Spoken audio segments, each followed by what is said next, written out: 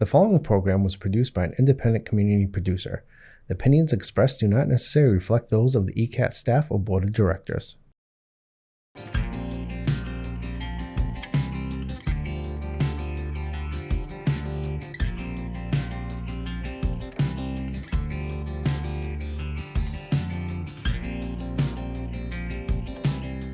Hi everyone, and welcome back to Joyful Pouring by April. This is episode 13, and I have something special for you today. If you watched episode 12, I want to show you the results of that painting. In episode 12, we did a wave pour to celebrate the beginning of summer. And this is how it turned out. It's very pretty. We've got the sunset in the background and the wave. If you'd like to see how that was created, you can go back and watch episode 12 on ECAT's YouTube channel. Today, I am going to do something that is kind of a 2-for-1. We're going to combine functional art with wall art. And in looking back at my most recent paintings and all of what I do, I realized this month that I use way too much blue. I use blue in pretty much everything. So for the month of August, today is August 4th, I have decided that I'm not going to use any blue in my paintings. So for today's, I chose a neutral palette, and we'll see how that goes. So without further ado, we are going to do a glass vase, and we're going to pour over this. Acrylic paint will stick to almost anything, including glass. The biggest thing you have to worry about is oils on the glass where it won't stick, so like fingerprints. And the way to remedy that is to take isopropyl alcohol and just wipe it down with the alcohol right before you pour on it. I'm also going to use a fun tool over the vase. This is called a leaky cup, and it's a cup with little holes inside. And what I'll do is put it on top of the vase and pour the paint through, and it makes a pretty almost like flower design. And then I've got my canvas, and this is a 12 by 12 inch canvas. I'm going to put both the vase and the leaky cup on top of this. It's going to be a little bit of a balancing act, but it is super fun to do. And I'm going to get started. I've chosen, like I said, some neutral colors. So I have a nice light gray, kind of an off-white color, a greenish gray color, bronze, not copper, bronze, red oxide, which is like a brownish red color, and a yellow, like a kind of like buttery yellow color. So in order to do the canvas, the art on the canvas after painting on the vase, I have to be able to remove the vase from the canvas. So the way to do that would be to put it on something upside down, whether it's a cup or a jar or something else cylindrical that you can put the vase on top of. And that way, when you take it off of the canvas, you can just grab the item that's underneath and pull it off. The trick is to make sure it's stable and doesn't tip. So I'm going to take a nice soft cloth. It's microfiber, so it won't leave any dust behind. And I'm going to spray my vase with alcohol just to get the fingerprints and oils off of it and any dust or dirt, and then wipe it down. And I'm using gloves so I don't then put more fingerprints on it. I'm going to wipe the whole thing down. And this vase I just got at the dollar store. It's just a plain glass vase. There we go. That should be good.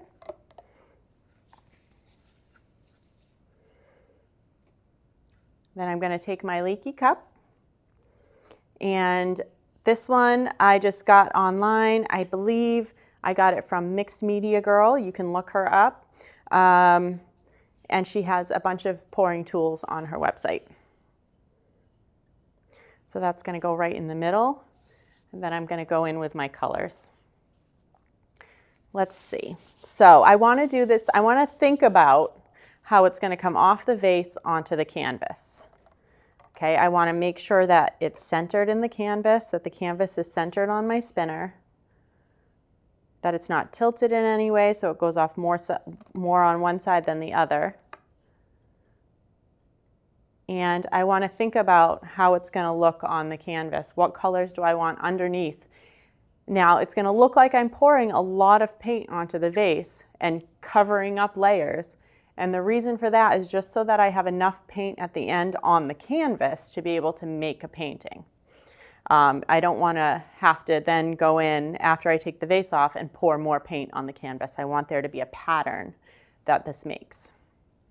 So I'm actually going to start with my off-white color.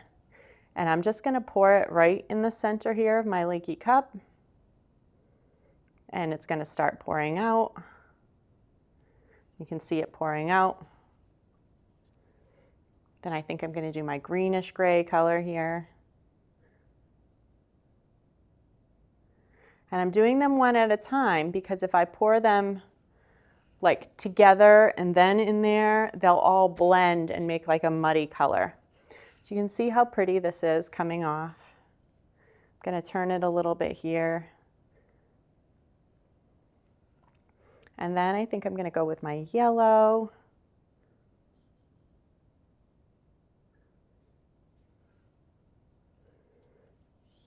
I feel like this is tipped a little bit. And then my gray. This gray is a custom color, just black and white mixed together. Maybe a little more.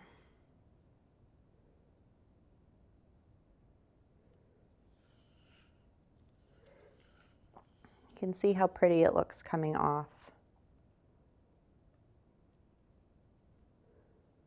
And there's definitely maybe a tilt in this because it's all kind of coming off this side here. So I'm actually going to move my cup over just a little bit and see if we can get more on this side. That's the reason I'm doing it slow, so that I can see how it comes off. Now I'm going to use my reddish brown color. It's called Red Oxide.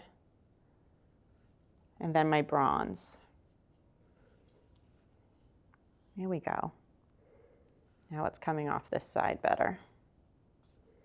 I always like to add a metallic in there. That's where the bronze comes in.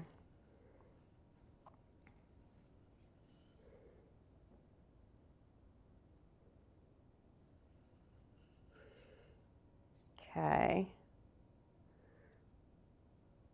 Then I'm going to go back to my off-white.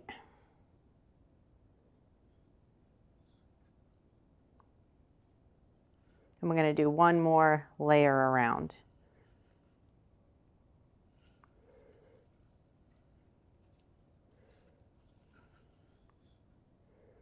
That pretty green. The gray.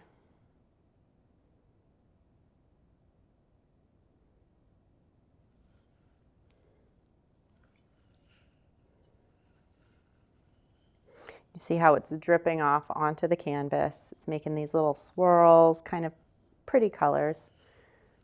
Go back to the yellow. Now that that side is covered, I'm going to move this back just a little bit, maybe turn it just a little.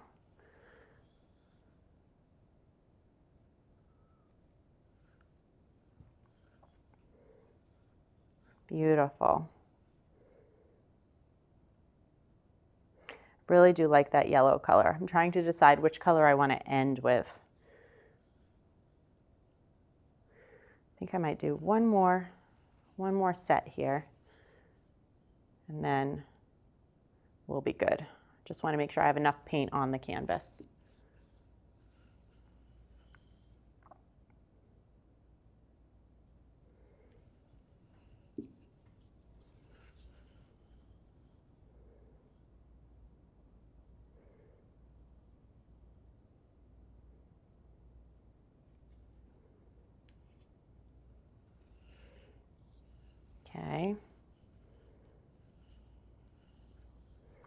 Just going to do a little of this. I don't want too much more of it. And a little bit of the bronze. Then I think I'm going to end with that pretty yellow.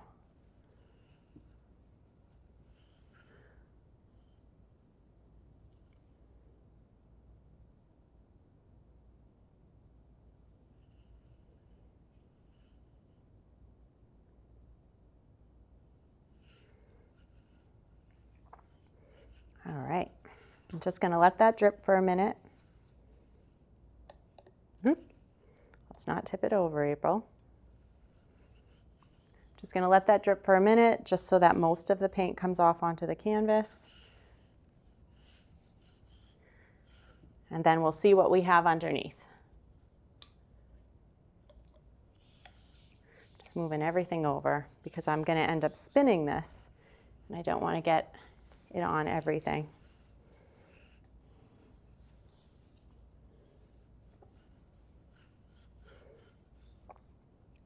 So I'm going to spin this for you. You can see how pretty that yellow looks. I know I've lost most of the green, but that's okay because it is going to, the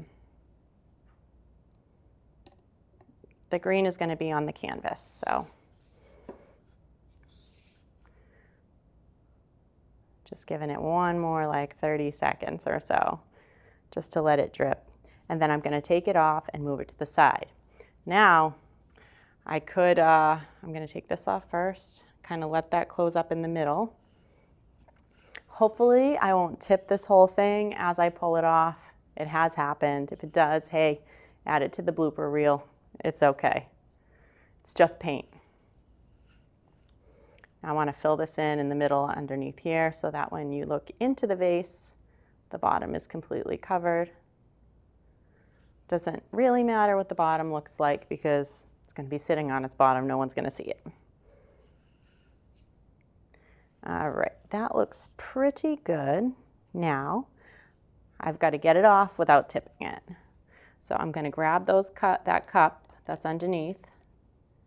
We're going to lift it. It is okay. I did 2 cups because I figured that it would kind of suction cup to the canvas and I would have a hard time getting it off.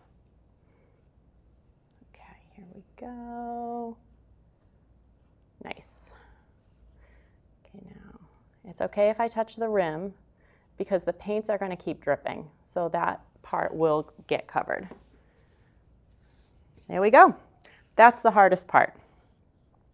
Now to look at what we've got here on the canvas and what I can do with it to make it pretty. Kind of got a jumble of colors here. I do want to bring those paints down into the middle. And I know there's all copper in here, so I know that will end up being really bright and shiny when it dries. And I want to think about the colors kind of intertwining with each other. I don't want it to look like a mess though when it's done. So what I'm probably going to end up doing, when they all come together, it will look like a little bit of a flower, the flower center here. And when I spin it out, it will also look a little bit like a flower. But I think just to give it a little more definition, I'm just going to take my stick and bring some into the middle, just to maybe give it a little bit of a petal look to it. So I'm going to start at the end and bring that in. And then that way when I spin it out, it'll just have some pretty lines.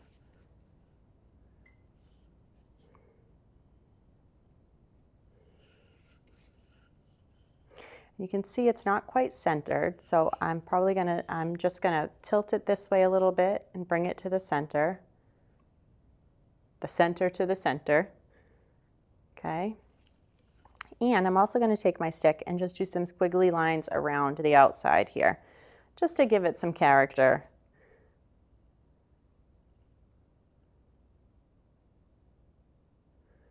For when I spin it out. This is one of the fun parts of fluid art, is that you can do anything you want with it. If you want to do squiggly lines, if you want to leave it just as it is, that's up to you. It doesn't have to look like any specific thing. You just have to find joy in the process of creating. And that is what I like to do. All right, so I'm going to bring this way a little bit because there's more paint on this side, and we're going to spin it. And I'm not going to spin like crazy fast because I don't want the paint to fly everywhere. I'm sure that wouldn't be appreciated. I just want to get it to the edges. And to help it along to the edges, I can literally just like take the edges here and pull it and then spin, and the paint will glide more onto the corners if it has something to glide across.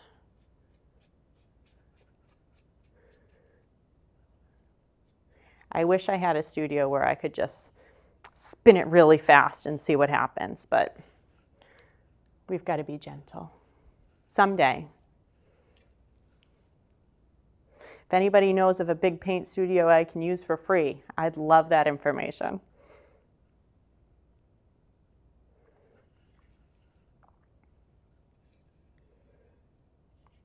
Okay, it's starting to look really pretty. Hasn't quite come to this corner over here yet. I'm actually gonna take some of my yellow, do that. And then if I pull the canvas over so that one's over the edge a little bit, it should go that way. Hopefully. It's almost getting on my vase. That's all right. Yep, we're starting to get that corner covered.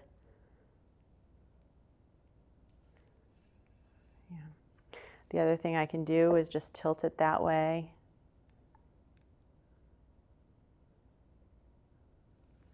And then back. I'm actually okay with that center not being centered. I kind of like it off to the side. One more spin, and then I think we're good.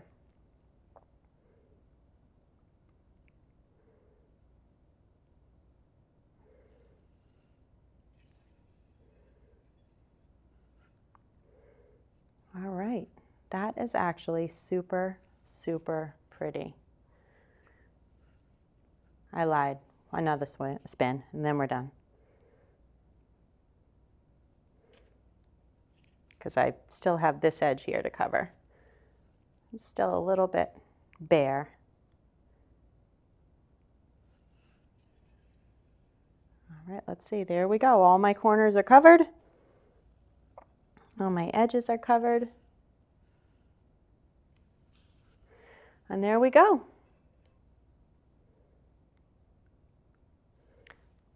That is mostly copper in the center, so when this dries, it is going to be super, super shiny and just beautiful. I'd love to see the sunlight on that when it's dry. So not only can you have fun with fluid art, but you can also make functional art. You can do vases. You can do little jars. You could do bowls. What else have I poured over? Plastic Christmas ornaments, little wooden cutouts, like pretty much anything. And I've done it on wooden bookmarks and make gifts. It's fun. It's fulfilling, and you can use any combination of colors, and anybody can do it. So I hope you enjoyed this, this painting and this vase pour over, and we will see you next time. Go find some joy in your day.